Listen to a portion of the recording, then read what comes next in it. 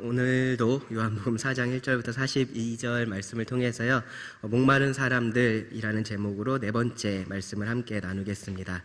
오늘이 마지막이고요. 다음 주부터는 지난번에 말씀드렸었던 것처럼 수요일에 이제 멤버십에 대한 말씀을 계속 들으시게 될 겁니다. 멤버십이 뭐야? 뭐 골프 멤버도 아니고 뭐 그런 생각 혹시 하실지 모르겠는데요. 유평교회가 가르치고 있는 것들, 우리가 하는 일들에 대해서 왜 우리가 그렇게 하는지, 성경적인 근거가 무엇인지 이제 그런 것에 대해서 배우시는 시간입니다. 그러니까 유익한 시간이 될 거고요. 기대하는 마음으로 또 수요일에 함께 해주셨으면 좋겠습니다. 오늘은 요한복음 4장입니다. 요한복음 4장 목마른 사람들입니다. 물이 필요해서 우물을 찾아왔었던 그 사마리아 여자가요, 그곳에서 정말로 참되고 유일한 구원자 예수님을 만났습니다. 처음에 그녀는요, 자기에게 필요한 것은 오로지 물이었어요. 그렇죠? 그 물이 아니었으면은 그 시간에 그 상황 속에서 굳이 그 우물가에 가지 않았을 겁니다. 그 물 때문에 그 우물가에 갔었지만 예수님은 그 물, 잠시 동안만 갈증을 해결해 줄 수 있는 그 물을 주신 것이 아니라 영혼의 갈증을 없애줄 그런 생수, 하나님의 선물을 주셨습니다. 그리고 그 하나님의 선물을 주실 수 있는 메시아를 그녀에게 보여주셨습니다. 그리고 마침내 예수님께서 자신이 메시아다라는 것을 드러내셨을 때요, 그 사마리아 여인이 예수님을 구주로 영접을 했고요. 그리고 그 즉시로 다른 사람들에게 가서 그 예수님을 메시아로 선포를 했습니다. 그 과정에서 예수님은 구원자로서 자신을 드러내셨고 또한 전도자로서 자신을 드러내셨습니다. 잃어버린 영혼을 먼저 찾아 나서셨던 그러한 전도자이십니다. 그 사이를 가로막고 있었던 그 당시의 견고한 벽을 예수님이 먼저 허무셨고요, 먼저 다가가셨습니다. 헛된 노력을 하면서 자기가 정말로 어떤 상태에 있는지, 뭐가 필요한지 모르는 그 한 영혼을 예수님께서 찾아가셔서요, 하나님의 선물이 무엇인지를 분명하게 선포를 하셨습니다. 예수님께서 말씀하신 그 하나님의 선물은요, 더 이상 우물로 물 길러 오지 않아도 되게 하는 그 정도의 선물이 아니었어요. 여자는 어쩌면 그것이 자기에게 제일 좋은 것이라고 생각을 했었겠지만 그렇지 않았었던 거죠. 하나님의 선물은 바로 영혼의 구원이었습니다. 영생이었습니다. 예수님은 그것을 알게 하셨고요, 여자에게 그것을 구하라라고 그렇게 말씀을 하셨습니다. 그런데요, 그렇게 하기 위해서 이 여자는요, 자신의 죄를 직면해야 됐었습니다. 정말로 숨기고 싶었던 그 죄를 드러내야만 했었습니다. 궁극적으로는 아무런 도움이 되지 않는 그런 싸구려 위로 같은 것이 이 여자에게 필요했었던 것이 아니고요, 정말로 그 죄를 분명하게 봐야만 했었습니다. 오히려 그런 위로 때문에 이 죄를 바라보지 못하고 메시아를 만나지 못한다면 그런 위로야말로 도움이 되지 않는 정도가 아니라 멸망으로 인도하는 거짓 사기가 됩니다. 사랑하기 때문에 예수님은 아픈 진실을 말씀을 하셨던 겁니다. 죄를 직면하게 하셨던 겁니다. 그리고 최종적으로 예수님은 그 죄의 문제를 해결할 수 있는 유일한 해답으로서 자신을 드러내셨습니다. 메시아이신 자신을 드러내신 겁니다. 예수님은요, 먼저는 이 사마리아 여인이 자신의 말을 신뢰할 수 있도록 그 전지하심을 나타내셨었고요. 그리고 직접적으로 너에게 말하고 있는 내가 바로 그다, 그 메시아다 라고 말씀을 하셔서요, 이 사마리아 여자가 기다려왔었던 그 메시아가 예수님 자신인 것을 알게 하셨습니다. 여기까지가 우리가 지난 시간에 이 전도자 예수님께 배울 수 있었던 전도에 대한 교훈이었습니다. 그런데 이제 이야기가 거기서 끝나지가 않습니다. 이 특별한 사건을 통해서요, 제자들이 배웠었던, 그리고 배워야 했었던 전도에 대한 말씀이 더 있었고요. 그리고 우리도 그것을 더 배워야 됩니다. 그래서 이 사도 요한이 이 사건의 결말도 자세하게 기록을 했습니다. 먼저 27절부터 30절을 보시면요, 거기서 우리가 배울 수 있는 교훈은 뭐냐면은 전도는 구원의 자연스러운 열매라는 겁니다. 전도는 구원의 자연스러운 열매다라는 겁니다. 예수님과 사마리아 여인의 이 대화가요, 제자들이 돌아오는 것으로 자연스럽게 그렇게 중단이 됐습니다. 둘이서 이야기를 하고 있는데 누가 오니까 자연스럽게 대화가 멈춘 거죠. 27절을 보시면, 이때 제자들이 돌아와서 예수께서 여자와 말씀하시는 것을 이상히 여겼으나 무엇을 구하시나이까? 어찌하여 그와 말씀하시나이까? 묻는 자가 없더라. 제가 지난번에 이 말씀을 드리면서 제자들이 눈치 없이 끼어들었다, 이제 그렇게 농담으로 말씀을 드렸었는데요. 사실 정말 농담이고요. 제자들은요, 정말로 정확한 타이밍에 여기에 도착을 한 겁니다. 예수님께서 모든 것들을 하나님의 시간표대로 움직이고 계셨었고, 이 제자들도 마찬가지입니다. 정확한 하나님의 타이밍에 동작을 한 겁니다. 동작을 한 겁니다. 예수님은요, 이제 자신을 분명하게 이 여자에게 드러내셨고요. 사마리아 여자에게 남은 것은 결단이었습니다. 결단. 더 이상 숨을 곳이 없어요. 제가 지난번에도 이 말씀을 계속해서 설명드리면서 이 죄인인 사마리아 여인이 어떻게든 계속해서 숨으려고 하는, 뒤로 물러나려고 하는 그러한 모습에 대해서 말씀을 드렸었는데, 이제는 더 이상 숨을 곳이 없는 겁니다. 눈앞에 예수님을 메시아로 영접을 하든지, 아니면은 저는 그래도 믿지 못하겠어요 라고 하든지 거절하든지 둘 중에 하나의 선택이 있었을 뿐입니다. 어쩌면요, 제자들이 도착한 후에 이 상황을 어떻게 이해해야 될지 잘 모르면서도 아무 말도 하지 못했었던 이유가 뭔가 그렇게 끼어들 만한 상황이 아니구나라는 것을 느꼈기 때문에 그랬을 수도 있습니다. 예수님이 여자와 말씀하시는 것을 제자들은 분명하게 이상하게 여겼다라고 말을 해요. 요한도 그 중에 하나였을 테니까 자기들이 어떠한 상태에 있었는지 잘 알고 있었을 겁니다. 여기 보면 이상하게 여겼다라고 했는데요, 놀랐다라는 말이에요. 제자들이 놀랐다라는 겁니다. 예수님께서 하시는 이적을 보고 제자들이 놀랐었고요, 예수님께서 가르치시는 그 권위 있는 가르침 때문에 제자들이 놀랐었는데, 여기서는 그냥 여자하고 말하고 있는 것을 보고 똑같이 그렇게 제자들이 놀랐었던 겁니다. 이 사마리아 여자가 그랬었던 것처럼 이 제자들도, 그리고 그 당시에 다른 모든 사람들이 그랬었던 것처럼 제자들이 그렇게 그 당시 사회 통념에 너무나 익숙해져 있었다라는 것을 볼 수 있는 장면입니다. 아마 자기들끼리 얘기를 했겠죠. 그렇죠? 예수님께서 왜 여자하고 얘기하고 계시지? 도대체 무슨 일이지? 그렇게 자기들끼리 수근수근 했을 겁니다. 그런데 예수님한테 직접적으로 물어보지는 않았어요. 앞서서 제가 말씀드렸던 그런 이유 때문에 뭔가 이 상황이 되게 심각한 것 같아서 거기에 끼어들 수 없겠다라고 생각을 했기 때문에 그럴 수도 있고요. 아니면 이들이 이제 그동안 예수님하고 함께 해온 시간이 있잖아요. 그동안에 그 예수님께서 가르치셨던 것들, 그런 것들을 생각해 봤을 때, 이 상황을 이상하게 여기는 우리가 뭔가 이상하다, 여기서 뭔가 끼어들면 안 되겠다, 이제 그렇게 생각을 했을 수도 있습니다.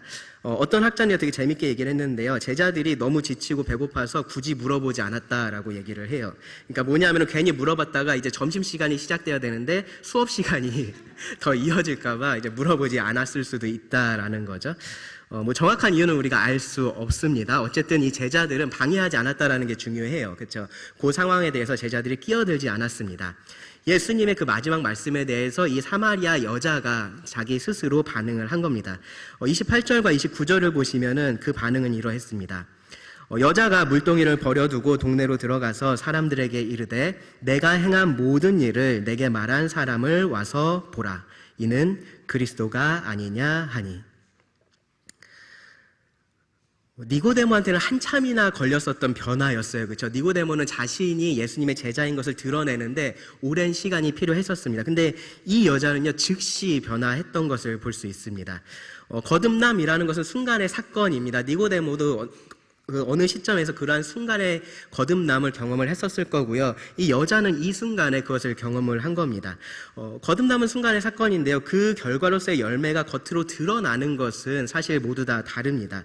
어쩌면요, 니고데모를 생각해 보면은 이 여자보다 훨씬 더 포기해야 할 것들이 많이 있었어요. 그렇죠?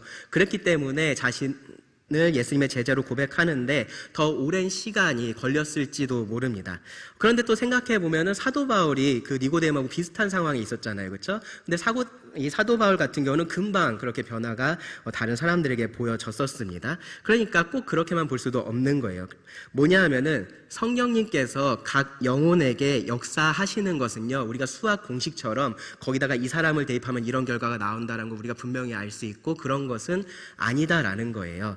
다만 확실한 것은요, 이 거듭남이라는 보이지 않는 영적인 변화는 빠르든지 느리든지 겉으로 드러나게 된다, 증명되게 된다라는 것만 우리가 알 수 있습니다. 이 사마리아 여인의 변화가 아주 극적입니다. 그래서 누구든지 이 사람한테 뭔가 일이 있구나, 그게 뭔지는 몰라도 이 사람의 이러한 변화에는 분명히 뭔가 이유가 있겠구나라고 생각하게 될 정도로 그렇게 극적인 변화를 겪었습니다. 필요에 의해서 어쩔 수 없이 물을 기르러 우물로 갔었는데 거기에서 물동이는 거기다 그냥 내버려두고 우물을 떠나왔죠. 그리고 사람들을 피해서 움직였었던 이 사람이 지금은 일부러 사람들을 찾아갔습니다. 그리고 제일 중요한 것은 뭐냐 하면요, 이 여자가 사람들에게 예수님을 소개하고 있다라는 거예요. 예수님을 소개하고 있다. 예수님을 그리스도라고 생각해야 되지 않느냐라고 그렇게 사람들에게 말을 하면서요, 그 증거로 제시한 것이 또 뭐냐면요, 예수님께서 자기에게 행한 이 모든 일을 먼저 말씀을 하셨다라는 그 이야기를 언급을 합니다. 자, 예수님께서 말씀하신 그 일, 이 사마리아 여자에게 있어서는 결코 좋은 일이 아니에요, 그렇죠? 분명히 계속해서 감추고 싶었었던 일인데 다른 사람들은 다 알고 있는 그러한 일이기도 했었습니다.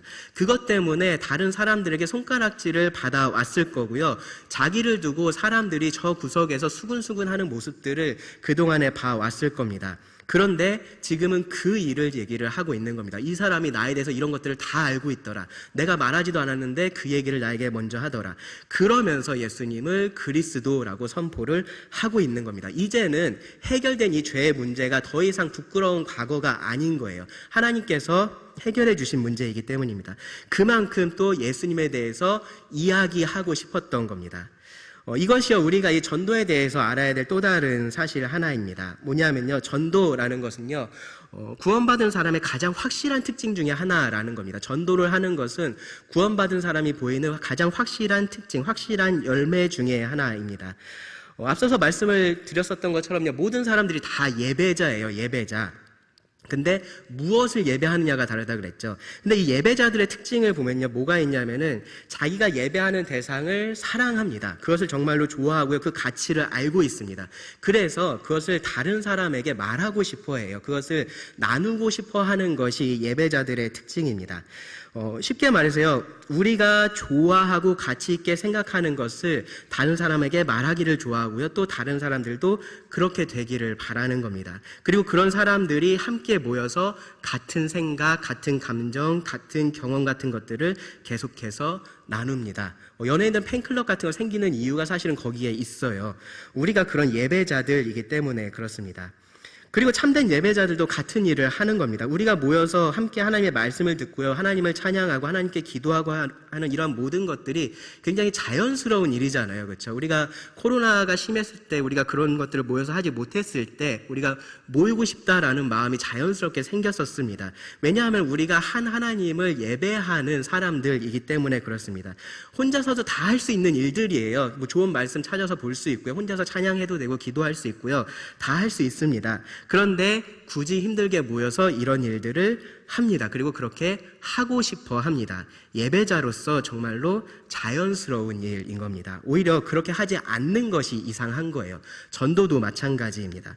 여러분 생각해 보세요. 예수님께서 만약에 지상 대명령을 주시지 않으셨으면 여러분 전도하지 않으셨을 것 같습니까? 성경에 전도하라, 복음을 전하라라는 말씀이 여러분 없었으면 여러분은 하나님 믿고 나서 이 얘기 절대로 하지 않고 나 혼자만 알고 있어야지 그러셨을 것 같으세요? 그러지 않았을 겁니다. 이 얼마나 전도를 하느냐는 두 번째 문제예요. 그것은 차치하고 구원받은 사람이라면요, 전도하고 싶은 마음은 항상 있는 겁니다. 이 다른 영혼들에게 예수님에 대해서, 하나님에 대해서 참된 구원자이신 그분을 소개하고 싶은 마음이 그 안에 있는 겁니다. 그렇지 않으면요, 참된 예배자가 아닌 겁니다. 정말로 구원받은 사람이라고 말을 할 수 없습니다. 제가 최근에 마라탕을 먹었어요. 제가 처음으로 먹어봤는데, 왜 웃으시죠? 마라탕 먹었다는데. 마라탕을 먹었는데 왜 먹었을까요? 제가 뭐 굉장히 신기한 음식이 있어서 그런 게 아니라요, 저를 볼 때마다 마라탕 얘기를 하는 사람들이 있었어요. 볼 때마다 이번 주에 마라탕 드셨어요? 왜 아직도 안 드셨어요? 그거 정말 맛있는데 왜 안 드셨어요?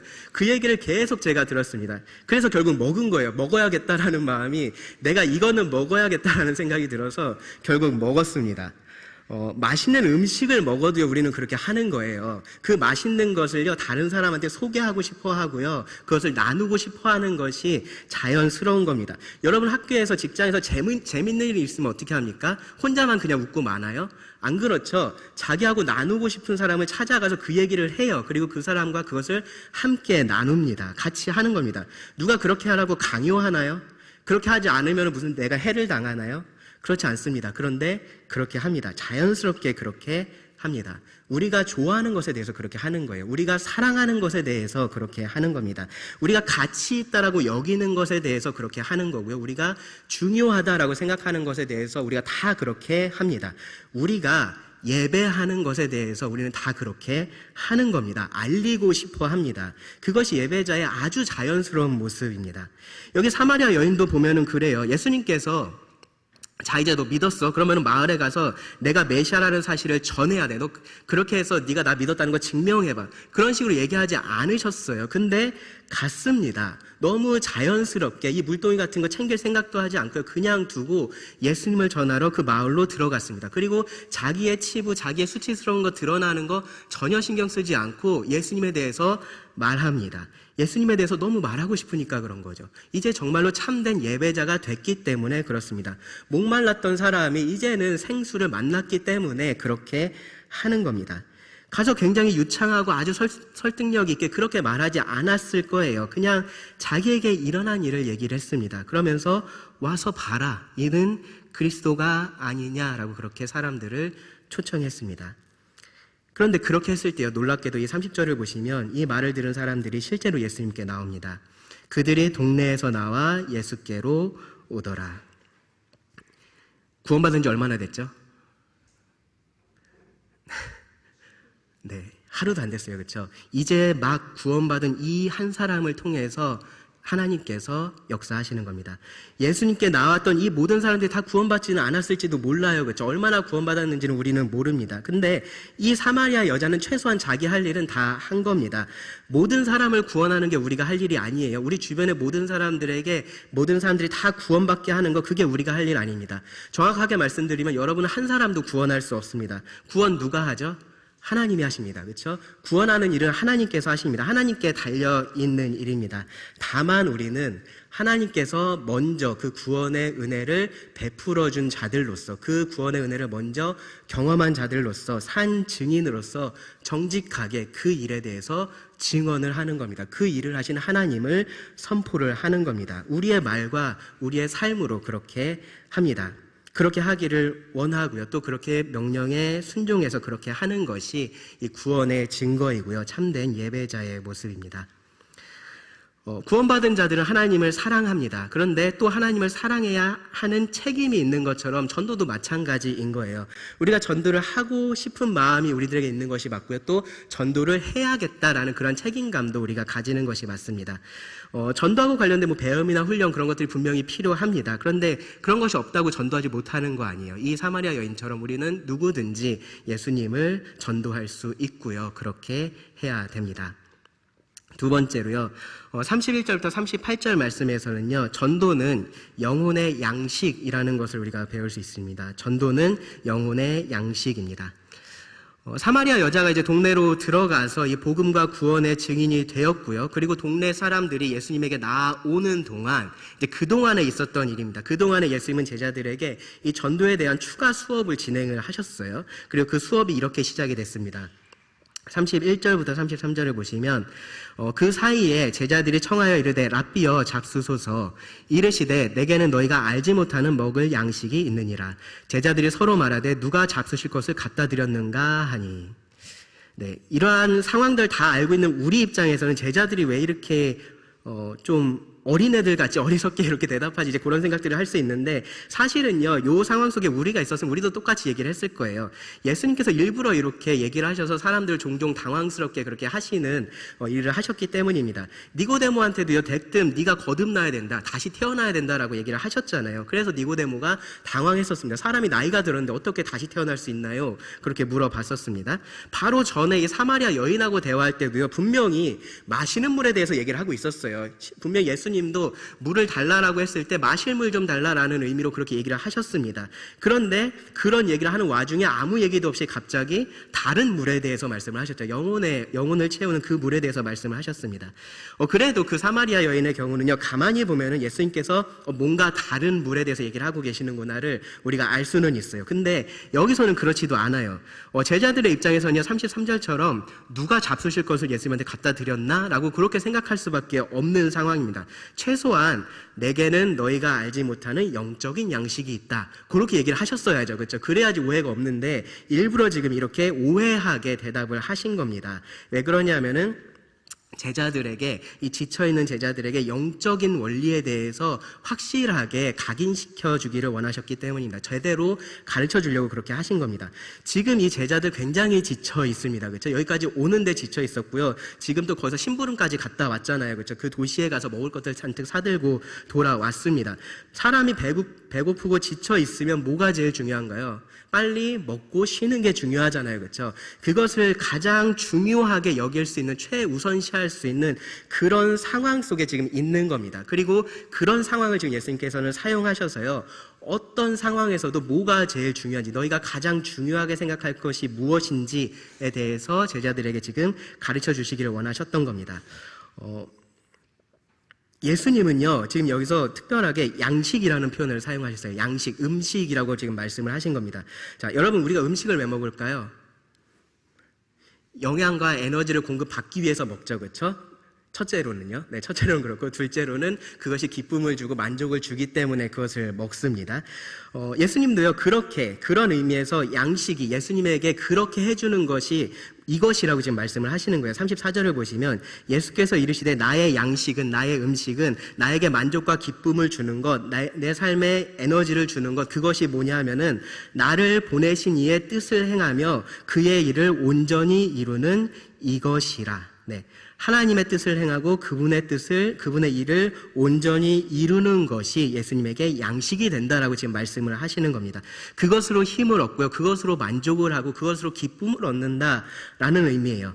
요한복음 5장 30절 보시면 예수님 이렇게 말씀하셨어요. 내가 아무것도 스스로 할 수 없노라. 듣는 대로 심판하노니 나는 나의 뜻대로 하려 하지 않고 나를 보내신 이의 뜻대로 하려 함으로 내 심판은 의로우니라. 예수님은요, 예수님 스스로, 예수님께서 그냥 원하는 대로 하시는 것이 아니라 예수님을 보내신 그 아버지 하나님의 뜻대로 모든 일을 하신다라고 얘기를 하신 거예요. 6장 38절에 보시면요, 비슷하게 말씀하십니다. 내가 하늘에서 내려온 것은 내 뜻을 행하려 함이 아니요 나를 보내신 이의 뜻을 행하려 함이니라. 그러니까요, 예수님에게 있어서 제일 중요한 것은 바로 하나님의 뜻을 행하시는 것이라는 겁니다. 예수님은요, 그 하나님을 뭐라고 표현하셨습니까? 나를 보내신 이라고 하셨어요. 나를 보내신 이. 하나님의 뜻을 행하는 것은요, 일반적으로는 그 하나님의 뜻에 순종하는 것이라고 우리가 확대해서 해석할 수 있지만 조금 더 특정해서 보면요, 뭐냐면은 하나님께서 예수님을 이 땅에 보내신 그 목적을 이루는 것이라고 할 수 있어요. 사명이라고 우리가 말을 할 수 있을 겁니다. 그럼 그 목적이 뭘까요? 요한복음 6장 39절을 보시면요, 나를 보내신 이의 뜻은 내게 주신 자 중에 내가 하나도 잃어버리지 아니하고 마지막 날에 다시 살리는 이것이니라. 사람들을 구원하시는 것, 그것이 예수님께서 이 땅에 오신 목적이라는 겁니다. 사람들에게 영생을 주시고 부활의 소망을 주시는 것, 그것이 예수님께서 이 땅에 오신 목적, 하나님께서 예수님을 이 땅에 보내신 목적이라는 겁니다. 사명인 겁니다.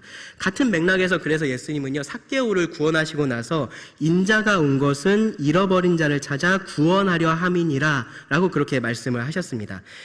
이 땅에 오신 예수님은요, 모든 것을 하나님의 뜻에 따라서 하셨는데요, 그 하시는 모든 일들이 결국은 영혼을 구원하는 그 일과 관계되어 있었다라는 겁니다. 십자가에서 예수님께서 뭐라고 말씀하시고 돌아가셨습니까? 다 이루었다라고 말씀하셔서 다 이루었다. 구원자로서의 그 모든 일들을 이루신 겁니다. 그리고 예수님은요, 전도자로서 이 땅에 계실 때 계속해서 삭개오를 찾아서 구원하셨었던 것처럼 이 사마리아 여인도 찾아서 구원을 하셨고요. 그리고 이제는 그 마을에 다른 사람들도 구원을 하실 겁니다. 그것이 하나님께서 예수님에게 주신 그 사명이었고요. 예수님은 그것으로 자신의 양식으로 삼으셨다라는 겁니다. 그것으로 힘을 얻으셨고 그것으로 만족하고 기쁨을 누리셨다라는 겁니다.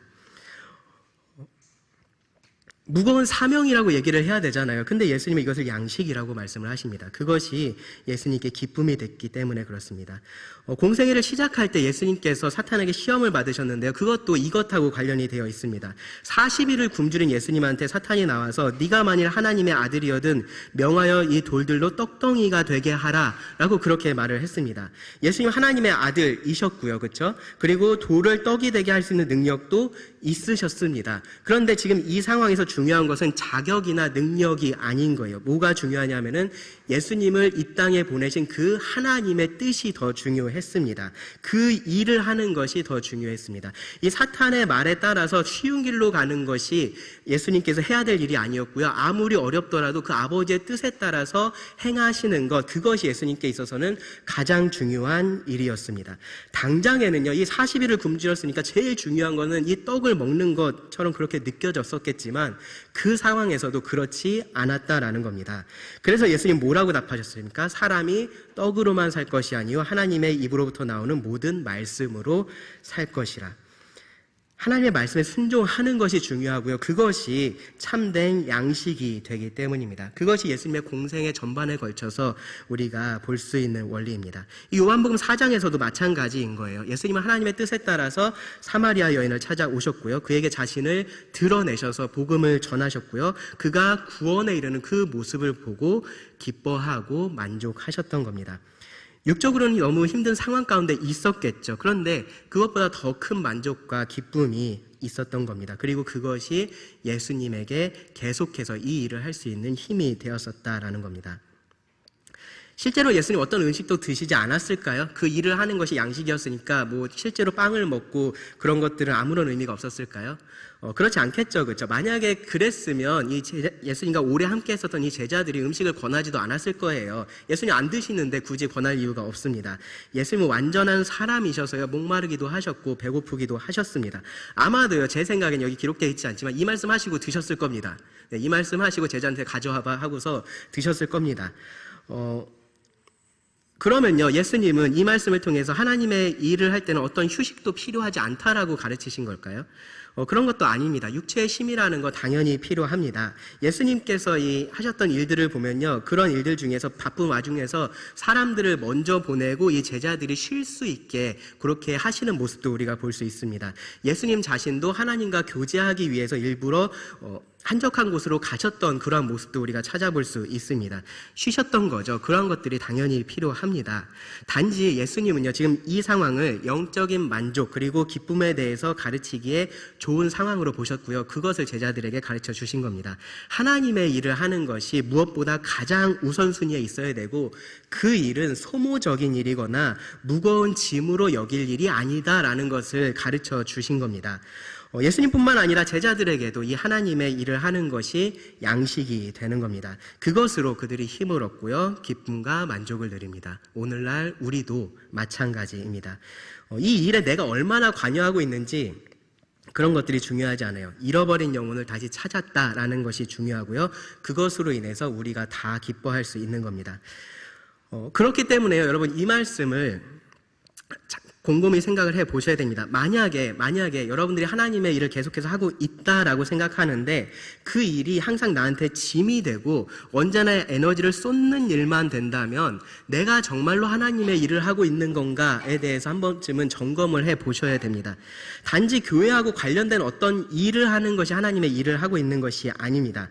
예배당 청소를 하거나 애찬 식사를 준비하거나 설거지를 하는 것들, 하나님을 알지 못하는 사람들도 다 할 수 있는 일들이에요. 심지어 앞에 나와서 노래를 하고 악기를 연주하고 하는 것들도 다 하나님을 알지 못하는 사람들 할 수 있습니다. 최근에 뉴스를 보니까요, 어떤 교회에서는요, 앞에 설교자가 나오는 게 아니라 AI가 설교문을 준비해서 설교를 했다라고도 해요. 사실요, 이렇게 말씀드리면 여러분 어떻게 들으실지 모르겠지만 돈만 많이 주면 우린 지금보다 훨씬 더 깨끗한 예배당에서요, 훨씬 더 좋은 음식 먹으면서 훨씬 더 수준 높은 예배 드릴 수도 있습니다. 그런데 그런 일들이 하나님의 일이 아닌 거예요. 영적으로 죽은 사람들, 심지어 영이 없는 존재가 그런 일들을 할 수는 없는 겁니다. 하나님을 알지도 못하고 하나님을 사랑하지도 않는 그런 사람들이 하는 일이기 때문에 그렇습니다. 그냥 어떠한 일을 하는 것이 하나님의 일을 하는 것이 아닌 거예요. 그들은요, 그 일로 인해서 어떠한 힘도 얻지 못하고요, 만족도 얻지 못하고요, 기쁨도 누리지 못합니다. 그 일의 대가로 돈을 받으면 그것으로 힘을 얻을 거고요, 그것으로 만족할 거고, 그것으로 기쁨을 누릴 겁니다. 만약에 하나님의 일을 하고 있는 나에게 있어서 이 하나님의 일을 하는 것이 지금 이렇다면요, 여러분, 원인은 둘 중에 하나예요. 내가 잘못된 동기나 목적 아니면 기대를 가지고 지금 이 일을 하고 있든지 아니면 내가 구원받은 사람이 아닌 겁니다. 전자의 경우라면요, 그 잘못된 것을 바로 잡아야 됩니다. 네, 잘못된 동기를 바로 잡아야 되는 거고요, 기대를 접어야 되는 겁니다. 후자의 경우라면요, 일을 멈추시고요, 자신의 구원에 지금부터 집중을 하셔야 됩니다. 하나님의 일을 하는 것, 전도라는 것은요, 우리의 양식이 돼야 되는 일입니다. 예수님은요, 이제 이어지는 말씀에서요, 35절부터 38절 말씀을 보시면 그 말씀에서 속담을 2개를 인용을 하세요. 그러면서 이 전도에 대해서 중요한 2가지 원리를 거기서 더 관련해서 말씀을 해 주십니다.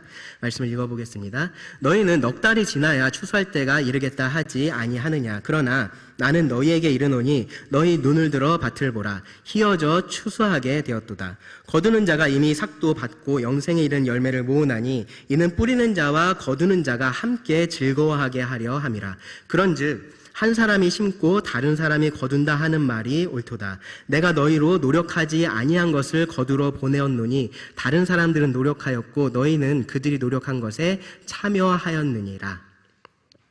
예수님은요, 당시 이 사마리아 수가 동네 상황을 보시면서 지금 이 말씀을 제자들에게 하셨을 거예요. 근데 이 말씀이 우리들에게도 그대로 적용이 됩니다. 제자들은 모르고 있었지만 예수님은 지금 무슨 일이 일어나고 있는지를 알고 계셨습니다. 그 동네에서 어떤 일이 일어나고 있는지를 알고 계셨습니다. 그 사마리아 여인의 증언을 통해서 사람들이 예수님께로 나오고 있었습니다. 그리고 그들에게도 복음이 이제 예수님을 통해서 또 전해질 거고요. 이 제자들도 함께 거기에 동역을 할 겁니다. 함께 복음이 전해질 거고 많은 사람들이 구원을 받게 될 겁니다. 그래서 예수님은 여기서 이미 희어져 추수하게 되었다라고 그렇게 말씀을 하셨고요. 제자들이 이 추수에 참여를 하게 될 거기 때문에 다른 사람들은 노력하였고 너희는 그들이 노력한 것에 참여하였느니라 라고 그렇게 말씀을 하신 겁니다. 그런데 여기 이제 보면 2개의 속담이 나옵니다. 근데 흥미롭게도 예수님이 이 속담들을요, 본래 의미하고 다르게 다 사용을 하셨어요. 첫째는 뭐냐면은 예수님은요, 넉 달이 지나야, 35절에 넉 달이 지나야 추수할 때가 이르겠다라는 이 사람들의 말을 인용을 하셨습니다. 이게 실제로 지금부터 추수 때까지 4달이 남아 있을 수도 있습니다. 그럴 가능성도 있지만 아마도 그것하고 상관없이 예수님은 사람들이 속담처럼 하는 말을 인용을 하셨을 겁니다. 뭐냐면은 씨를 뿌리면 추수할 때까지 몇 달을 기다려야 된다라는 거죠. 여기서 이제 4달이라고 얘기를 하는데 그렇게 4달을 기다려야 되는데 당연히 뿌리면 거둘 때까지 기다리는 그것이 일반적인 원리인데, 그런데 이 전도에 있어서 예수님께서 오신 이후의 전도에 있어서는 그렇지 않다라고 말씀을 하시는 거예요. 이미 희어져서 추수할 때가 돼 있다라는 겁니다. 거두는 자는요, 이미 영생에 이른 열매를 모으고 있습니다. 예수님께서 이 뿌린 복음의 씨가요, 이미 영생의 열매를 맺고 있었던 겁니다. 그렇기 때문에 추수할 때가 지금이라고 예수님은 말씀을 하신 겁니다. 둘째로요, 예수님은 한 사람이 심고 다른 사람이 거둔다라는 그 속담을 인용을 하셨어요. 근데 뭐 지금은 조금 다를 수 있지만 일반적으로는 어떻습니까? 일반적으로 심은 사람이 거두죠. 그렇죠? 심은 사람이 거두는 것이 맞습니다. 그것이 일반적인 원리입니다. 그런데 그렇지 않은 경우들이 종종 있어요. 그리고 그런 상황들을 두고서 이렇게 사람들이 말을 하는 겁니다. 한 사람이 심고 다른 사람이 거둔다. 뭔가 좋은 상황에 대해서 얘기를 하고 있는 것이 아닌 거죠. 그렇죠? 거두는 사람 입장에서는 그것이 행운이라고 얘기할 수 있고, 심는 사람 입장에서는 그것을 불행이라고 얘기를 할 수 있습니다. 심는 노력은 했는데 열매를 못 거뒀으니까요. 세상의 관점에서 그런 겁니다. 그런데 그 똑같은 상황을 영적인 관점에서 보면은 다르다고 예수님 말씀을 하시는 겁니다. 전도의 관점에서 보면은 그렇지 않다라는 겁니다. 예수님은요, 전도의 관점에서 보면은 심는 자와 거두는 자가 다른 것이 일반적이라고 말씀을 하십니다. 38절에서요, 다른 사람들의 노력이 있다라고 말씀을 하시잖아요. 예수님의 노력이 거기에 있었을 거고요. 그리고 알게 모르게 많은 사람들이 지금 이 사마리아에서 벌어지고 있는 수가에서의 이 영혼의 추수에 기여했다라는 의미입니다. 뭐 세례 요한이 거기에 기여를 했을 것이다라고 우리가 생각했을 수 있고요. 또 이 모세오경을 기록했던 모세도 멀리 보면은 씨를 심은 사람 중에 하나라고도 말할 수 있을 겁니다. 예수님도 씨를 뿌리신 분이시고요. 그런 노력의 결과를 오늘 이 제자들이, 그 뿌리지 않은 이 제자들이 수확하게 될 것이라고 말씀을 하신 겁니다. 영원히 구원받는 일에는 그렇게 심는 자가 있고 또 거두는 자가 있고 그러한 것들이 항상 같지는 않다라고 말씀을 하시는 거예요. 근데 중요한 것은요, 여기 36절 끝에서 예수님께서 하신 말씀입니다. 그러니까 뿌리는 자는 서러워하고 거두는 사람만 기뻐하게 되고 그런 게 아닌 겁니다. 이것이 만약에 정말로 곡식을 거두는 일이었으면 당연히 뿌리는 사람은 거두지 못했으니까 서럽겠죠. 그렇죠? 억울할 겁니다. 그리고 거두는 사람만 노력 없이 이걸 거뒀으니까 기뻐할 겁니다. 그런데 그렇지 않다고 얘기를 하신 거예요. 둘 다 기뻐하게 된다라고 말씀을 하십니다. 이 전도가 구원이라는 그 열매를 맺기까지 사람들이 거기에 크게 작게 직접적으로 간접적으로 수많은 사람들이 관여를 합니다. 어떤 사람은 거기다 씨를 뿌리고 계속 씨를 뿌립니다. 어떤 사람은 물을 계속 주고요.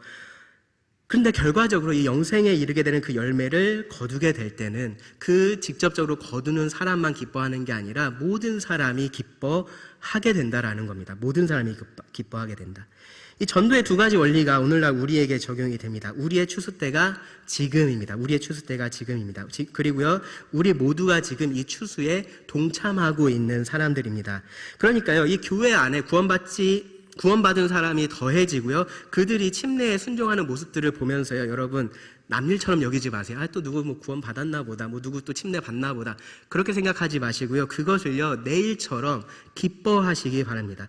왜냐하면요, 우리가 다 이 일에 함께 했기 때문입니다. 직접적이든 간접적이든 어떤 식으로든 우리가 이 일을 함께 한 겁니다. 그렇기 때문에 우리는요 함께 기뻐할 수 있는 거고요, 함께 힘을 얻을 수 있습니다. 그것이 우리의 양식이 되는 겁니다. 각자 이 일에 관여하는 모습은 다를 거예요. 누군가는 보이는 데서 관여를 많이 할 거고요, 누군가는 보이지 않는 곳에서 이 일에 관여를 하게 될 겁니다.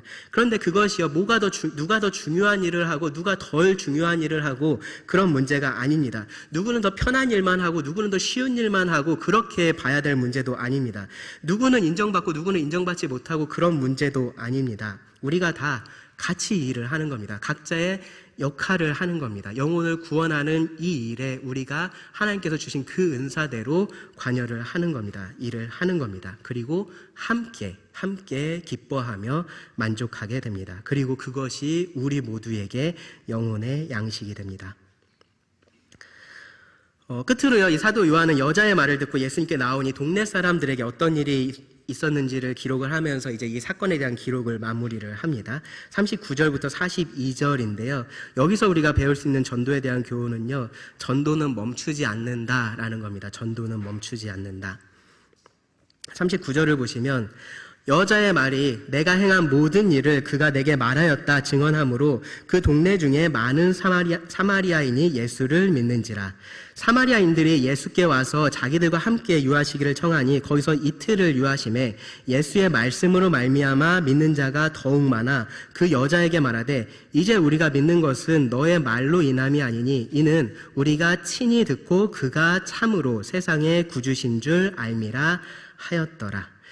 네, 결국 동네에 많은 사람들이요, 이 여자의 말을 듣고 예수님께 나왔습니다. 그들은 여자의 간증을 통해서도 예수님을 믿었지만 궁극적으로는 그 예수님의 말씀을 듣고 예수님이 세상의 구주신 줄 알고 믿게 되었다라고 그렇게 고백을 합니다. 간증은요, 전도의 좋은 수단이 됩니다. 아주 강력한 수단이 돼요. 논리적으로 변증을 하는 것도 그렇습니다. 우리는요, 전도하기 위해서 이 대상에 따라서 여러 가지 방법들을 사용할 수 있습니다. 그런데 결국 그 영혼이 구원받는 것은요, 사도 바울이 말을 하는 것처럼 말과 지혜의 아름다운 것에 있는 것이 아니라요, 예수 그리스도와 그분의 십자가의 능력입니다. 성령님께서 역사하실 때만 가능한 일입니다. 그러니까요, 여러분 혹시 전도했는데 여러분이 전도해서 구원받은 사람이 난 너 때문에 구원받은 게 아니라 이거 보고서 내가 구원받아서 그렇게 얘기할 때 서운하게 여러분 생각하지 마시기 바랍니다. 사람들이 나를 믿고 내 말을 들어주고 그게 중요한 게 아니에요. 하나님을 믿는 것이 중요합니다. 이렇게 말하는 것은요, 그들이 하나님을 믿는다라는 것에 대한 확실한 증거입니다. 마지막으로 우리가 이 본문에서 주목할 것은요, 이 사마리아인들이 예수님을 어떻게 표현했느냐라는 겁니다. 어떠한 분으로 고백했느냐라는 겁니다. 어떻게 고백을 했냐면요, 세상의 구주라고 고백을 합니다. 42절에 보시면 세상의 구주라고 고백을 합니다. 예수님을 제대로 알게 된 겁니다. 예수님이 이 사마리아인 자신들만의 구주가 아니라 세상의 구주다라는 것을 그들이 알게 됐고요. 그렇게 예수님을 고백을 했습니다. 니고데모의 구주도 예수님은 되시는 거고요. 이 사마리아 여인의 구주도 되시는 겁니다. 모든 사람의 구주가 되실 수 있습니다. 그렇기 때문에 이 사마리아 여인은요, 예수님을 자기만 믿고 그렇게 끝냈던 것이 아니라 다른 사람들에게 소개를 했고요. 우리도 그렇게 해야 됩니다. 전도는 멈추지 않습니다. 복음이 한 곳에 머무를 수가 없습니다. 이 복음을 들은 사람은요, 복음을 전하는 자가 됩니다. 예수님께서 우리들에게 주신 이 물은요, 그냥 우물에서 한 바가지 이렇게 길어내가지고 우리들에게 주신 게 아니라요, 영원히 샘솟는 샘물을 우리들에게 주셨기 때문에 그렇습니다. 그 샘물은요, 우리의 필요를 가득 채우고요, 그리고 또 여전히 계속해서 샘솟아 납니다. 남는 거죠. 그렇기 때문에 자연스럽게 다른 곳으로 흘러갑니다. 우리 주변에 목마른 사람들에게 이 샘물이 흘러가야 됩니다. 우리가 그 통로가 돼야 됩니다. 그리고 또 하나 이 표현에서 우리가 좀 놓치지 말아야 될 것이 뭐냐면요, 예수님이 세상의 구주라고 말하는 것은요, 예수님이 세상의 많은 구주 중에 하나라는 의미가 아니에요. 예수님은 세상의 유일한 구주라는 의미입니다. 예수님은 많은 샘물 중에 하나가 아니라요, 유일한 샘물이십니다. 세상은 이 예수님이 아니면 그 목마름을 채울 수가 없습니다. 예수님이 아니면 구원을 얻을 수가 없습니다. 그러니까요, 우리는요, 계속해서 이 샘물을 흘러가게 해야 됩니다. 그것이 먼저 구원을 받은 우리의 책임입니다. 그래서요, 끝으로 두 가지 측면에서 우리가 좀 깨어나기를 원하는 마음이 있습니다. 첫째로는요, 이 전도라는 것이 정말로 영광스러운 것이다라는 것을 여러분 아셨으면 좋겠습니다. 전도가 정말로 영광스러운 직분이구나라는 생각을 여러분 하셨으면 좋겠습니다. 하나님께 우리는 이렇게 얘기를 해야 돼요. 이거 정말 무거워 죽겠는데 하나님 자꾸 왜 저한테 전도하라고 하세요? 그게 아니라요, 이런 일을 저한테 맡겨주시다니요, 이거 정말로 영광입니다 라고 말씀을 하셔야 됩니다. 바울은요, 옛 언약의 사역자인 모세하고요, 새 언약의 사역자들을 비교하면서 정죄의 직분도 영광이 있은 즉 의의 직분은 영광이 더욱 넘치리라 라고 말을 했습니다. 그리고요, 우리가 이 귀한 보배를 질그릇에 가졌다라고 표현을 했습니다. 정말로 그런 겁니다. 이 세상의 구주를 세상에게 소개할 수 있는 그 특권을 우리 같은 사람이 가진 겁니다. 하나님은 이 귀한 일을, 이 중요한 일을 굳이 우리 같은 사람하고 같이 하시는 겁니다. 전도에 있어서 여러분들이 무슨 일을 하시든지요, 여러분 감사함으로 하시고요, 기쁨으로 하시고요, 정말로 내가 영광스러운 직분을 받았구나라는 마음으로 하실 수 있기를 바랍니다.